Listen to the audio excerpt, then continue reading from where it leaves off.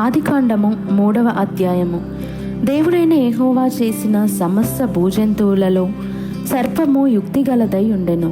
అది ఆ స్త్రీతో, ఇది నిజమా? ఈ తోట చెట్లలో దేని ఫలములనైనను మీరు తినకూడదని దేవుడు చెప్పెనా అని అడిగెను.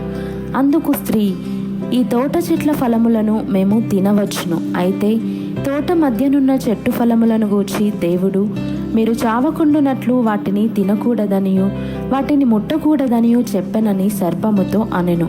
అందుకు సర్పము, మీరు చావనే చావరు. ఏలయనగా మీరు వాటిని తినుదినమున మీ కన్నులు తెరవబడుననియు మీరు మంచి చెడ్డలను ఎరిగిన వారై దేవతల వలె ఉందురనియు దేవునికి తెలియనని స్త్రీతో చెప్పగా, స్త్రీ ఆ వృక్షము ఆహారమునకు మంచిదియు కన్నులకు అందమైనదియు వివేకమిచ్చు రమ్యమైనదియునై ఉండుట చూచినప్పుడు ఆమె దాని ఫలములలో కొన్ని తీసుకొని తిని తనతో పాటు తన భర్తకును ఇచ్చెను. అతడు కూడా తినెను. అప్పుడు వారిద్దరి కన్నులు తెరవబడెను. వారు తాము దిగంబరులమని తెలుసుకొని అంజూరపు ఆకులు కుట్టి తమకు కచ్చడములను చేసుకొనిరి. చల్లపూటను ఆదామును అతని భార్యయు తోటలో సంచరించుచున్న దేవుడైన యెహోవా స్వరమును విని, దేవుడైన యెహోవా ఎదుటికి రాకుండా తోట చెట్ల మధ్యను దాగుకొనగా, దేవుడైన యెహోవా ఆదామును పిలిచి, నీవు ఎక్కడ ఉన్నావనెను. అందుకతడు, నేను తోటలో నీ స్వరము వినినప్పుడు దిగంబరినిగా నుంటిని గనుక భయపడి దాగుకొంటినన్ను. అందుకాయన, నీవు దిగంబరివని నీకు తెలిపిన వాడెవడు? నీవు తినకూడదని నేను నీకు ఆజ్ఞాపించిన వృక్షఫలములు తింటివా అని అడిగెను. అందుకు ఆదాము, నాతో నుండుటకు నీవు నాకు ఇచ్చిన ఈ స్త్రీయే ఆ వృక్షఫలములు కొన్ని నాకియ్యగా నేను తింటిననెను. అప్పుడు దేవుడైన యెహోవా స్త్రీతో, నీవు చేసినది ఏమిటని అడుగగా, స్త్రీ, సర్పము నన్ను మోసపుచ్చినందున తింటిననెను.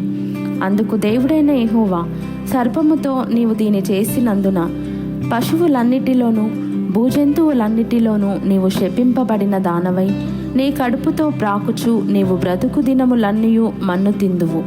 మరియు నీకును స్త్రీకిని నీ సంతానమునకును ఆమె సంతానమునకును వైరము కలుగజేసేదను.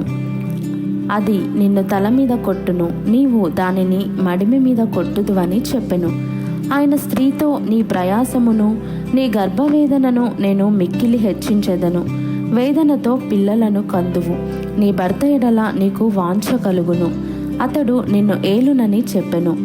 ఆయన ఆదాముతో, నీవు నీ భార్య మాట విని తినవద్దని నేను నీకు ఆజ్ఞాపించిన వృక్షఫలములు తింటివి కనుక నీ నిమిత్తము నేల శపింపబడి ఉన్నది. ప్రయాసముతోనే నీవు బ్రతుకు దినములన్నయూ దాని పంట తిందువు. అది ముండ్ల తుప్పలను గచ్చ పొదలను నీకు మొలిపించును. పొలములోని పంట తిందువు. నీవు నేలకు తిరిగి చేరు వరకు నీ ముఖపు చెమట కార్చి ఆహారము తిందువు. ఏలయనగా నేల నుండి నీవు తీయబడితివి, నీవు మన్నే గనుక తిరిగి మన్నైపోదువని చెప్పెను. ఆదాము తన భార్యకు హవ్వ అని పేరు పెట్టెను. ఏలయనగా ఆమె జీవము గల ప్రతి వానికిని తల్లి. దేవుడైన యెహోవా ఆదామునకును అతని భార్యకును చర్మపు చొక్కాయిలను చేయించి వారికి తొడిగించెను. అప్పుడు దేవుడైన యెహోవా, ఇదిగో, మంచి చెడ్డలను ఎరుగునట్లు ఆదాము మనలో ఒకని వంటి వాడాయను.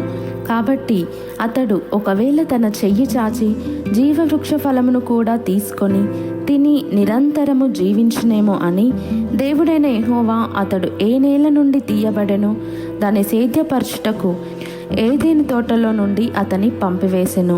అప్పుడు ఆయన ఆదామును వెళ్ళగొట్టి ఏదెను తోటకు తూర్పు దిక్కున కెరూబులను జీవవృక్షమునకు పోవు మార్గమును కాచుటకు ఇటు అటు తిరుగుచున్న ఖడ్గజ్వాలను నిలవబెట్టెను.